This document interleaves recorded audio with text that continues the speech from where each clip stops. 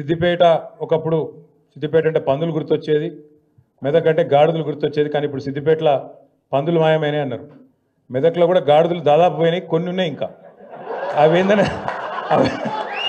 అవేందనే చెప్పగాని ఉన్నాయి కొన్ని. వాటి సంగతి మీరు చూసుకోండి, ఇక ఎక్కువ చెప్పగాని వాటి సంగతి ఇవాళ మీరు వచ్చుడుతోని తప్పకుండా ఇక అవి ఎన్నున్నాయో గన్ని లెక్క పెట్టుకోండి, సందర్భం వచ్చినప్పుడు చూసుకోండి. రెండేనా? అయితే హరీష్ రావు గారు ఇంకొక మాట కూడా చెప్పారు. రేవంత్ రెడ్డి గారు అదేదో 10% 15% కటింగ్ పెడతా, తల్లిదండ్రులను చూసుకోకపోతే అంటుండు, కోత పెడతా అంటుండు. మరి రేవంత్ రెడ్డికి ఏం కోత పెట్టాలన్నారు? రేవంత్ రెడ్డికి కోతలు సరిపోవు, కర్రు కాల్చి వాత పెట్టేటట్టు మీరు అందరూ ప్లాన్ చేసుకోవాలి. ఎందుకంటే ఇంతకంటే లేకి ముఖ్యమంత్రి ఇక్కడ మస్తు మందిని చూసినాం. మనం కూడా ఎన్టీ రామారావు గారిని చూసినాం, చంద్రబాబు నాయుడు గారిని చూసినాం, రాజశేఖర రెడ్డి గారిని చూసినాం, రోషయ్య గారిని చూసినాం, కేసీఆర్ గారిని చూసినాం. ముఖ్యమంత్రి అంటే ఈ మధ్యలో కిరణ్ కుమార్ రెడ్డి ఉండే కానీ లెక్కలో లేడు ఆయన. పెద్ద ఆయన ఆఖరి కిరణం కాబట్టి లెక్క పెడతలేము.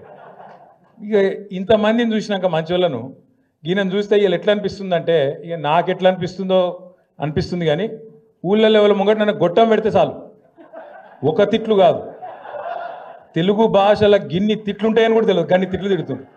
నిజంగా చెప్తున్నా, ఇంకొకడు ఎవడన్నా రేషమునోడైతే ఈ పాటికి ఒక బకెట్లో నీళ్ళు తోడుకొని ఆయన దుంకి చచ్చిపోతుండే. రేవంత్ రెడ్డి కాబట్టి నడిచిపోతుంది. సిగ్గు ఇజ్జతు మానం ఏం లేవు. అరే నోరా మోరే అది. ఎలక్షన్ల ముందు ఏం చెప్పిండే ఆయన? మీ ఉరుకుర్రి 2 లక్షల రుణం తెచ్చుకోరి, నేను చెప్తానే ఉన్నా, వస్తూనే ఉన్నా, 9వ తారీఖు సంతకం అన్నాడు. మళ్ళీ ఇప్పటి వరకు 50,000 కోట్ల రుణమాఫీ అని ఇప్పటిదాకా రైతుల ఖాతాల్లో 12-13 వేల కోట్లు కూడా దాటలే వేసింది.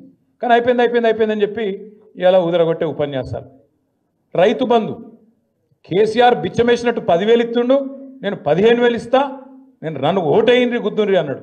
కేసీఆర్ 2 పంటలకు ఇస్తుండే, నేను 3 పంటలకు ఇస్తా అన్నాడు. వేసిండా రైతు బంధు? వస్తుందా?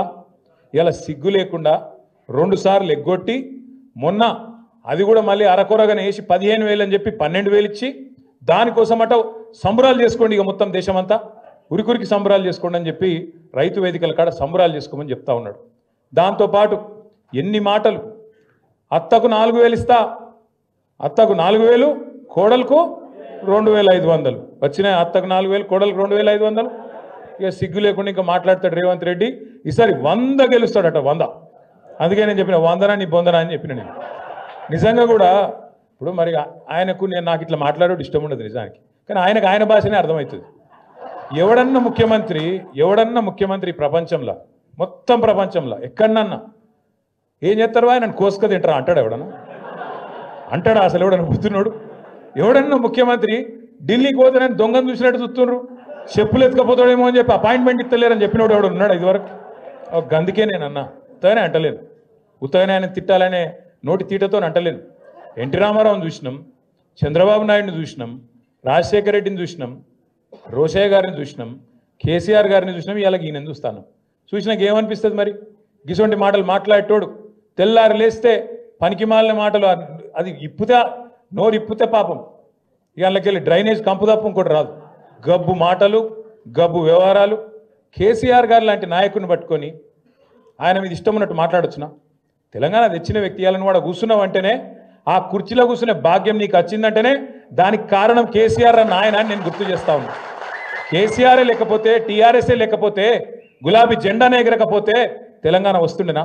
అది తెలియదా రేవంత్ రెడ్డికి? ఇలా పని చేసిపోయినట్టే కదా హరీష్ అన్న కింద మన జీవన్ లెక్క ఆయన కూడా శిష్యుడుండే. హరీష్ అన్న మంత్రి అయిన రోజు డ్యాన్సులు కూడా చేసిండు ఇక్కడనే. ఇలా ఆయన పెద్ద పోటుగాని లెక్క హరీష్ రావు నువ్వు ఇట్లా అట్లా అని నోటికి వచ్చినట్టు మాట్లాడతాడు.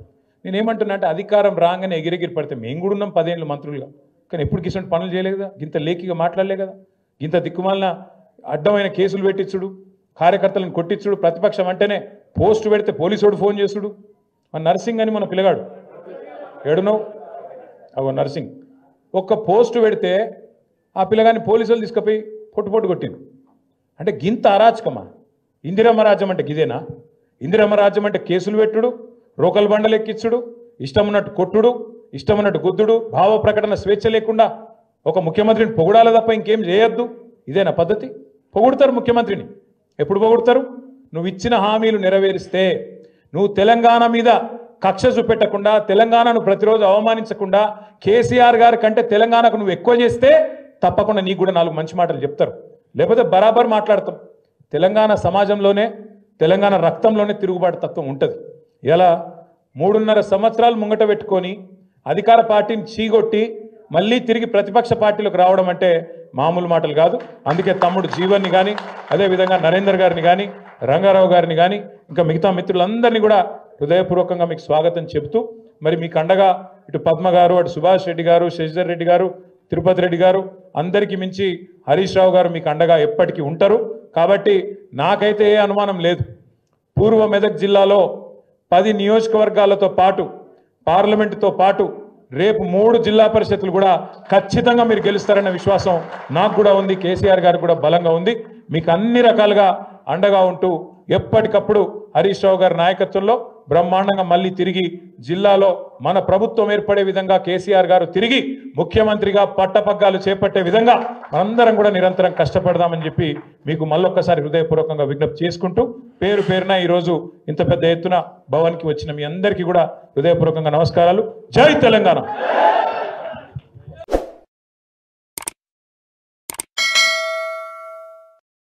Hi friends, thank you for watching this video. ఈ వీడియో గనుక మీకు నచ్చినట్లయితే దయచేసి లైక్ చేయండి, షేర్ చేయండి. ముఖ్యంగా మా ఛానల్ 24/7 న్యూస్ టీవీని సబ్స్క్రైబ్ చేసుకోండి.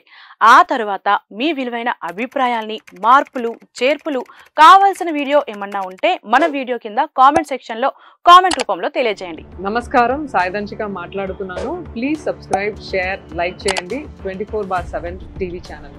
హాయ్ నమస్తే, నేను మీ Sonia Akula. Please subscribe to 24/7 news TV. Hi అండి, అందరికీ నమస్తే. నేను Mankota Prasad. Please do subscribe 24/7 news TV. Political, entertainment and infotainment updates కోసం like, share, subscribe 24/7 news TV. Hi friends, thank you for watching this video. ఈ వీడియో గనుక మీకు నచ్చినట్లయితే దయచేసి లైక్ చేయండి, షేర్ చేయండి. ముఖ్యంగా మా ఛానల్ 24/7 న్యూస్ టీవీని సబ్స్క్రైబ్ చేసుకోండి. ఆ తర్వాత మీ విలువైన అభిప్రాయాల్ని, మార్పులు, చేర్పులు, కావాల్సిన వీడియో ఏమన్నా ఉంటే మన వీడియో కింద కామెంట్ సెక్షన్లో కామెంట్ రూపంలో తెలియజేయండి. నమస్కారం, సాయిదంచిక మాట్లాడుతున్నాను. ప్లీజ్ సబ్స్క్రైబ్, షేర్, లైక్ చేయండి 24/7 టీవీ ఛానల్. హాయ్ నమస్తే, నేను మీ Sonia Akula. Please subscribe to 24/7 news TV. Hi అండి, అందరికీ నమస్తే. నేను Mankota Prasad. Please do subscribe 24/7 news TV. Political, entertainment and infotainment updates కోసం like, share, subscribe 24/7 news TV. Hi friends, thank you for watching this video. ఈ video గనుక మీకు నచ్చినట్లయితే దయచేసి లైక్ చేయండి, షేర్ చేయండి.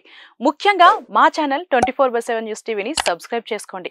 ఆ తర్వాత మీ విలువైన అభిప్రాయాల్ని, మార్పులు, చేర్పులు, కావాల్సిన వీడియో ఏమన్నా ఉంటే మన వీడియో కింద కామెంట్ సెక్షన్లో కామెంట్ రూపంలో తెలియజేయండి. నమస్కారం, సాయిదంచిక మాట్లాడుతున్నాను. ప్లీజ్ సబ్స్క్రైబ్, షేర్, లైక్ చేయండి 24/7 టీవీ ఛానల్. హాయ్ నమస్తే, నేను మీ Sonia Akula. Please subscribe to 24/7 news TV. Hi అండి, అందరికీ నమస్తే. నేను Mankota Prasad. Please do subscribe 24/7 news TV.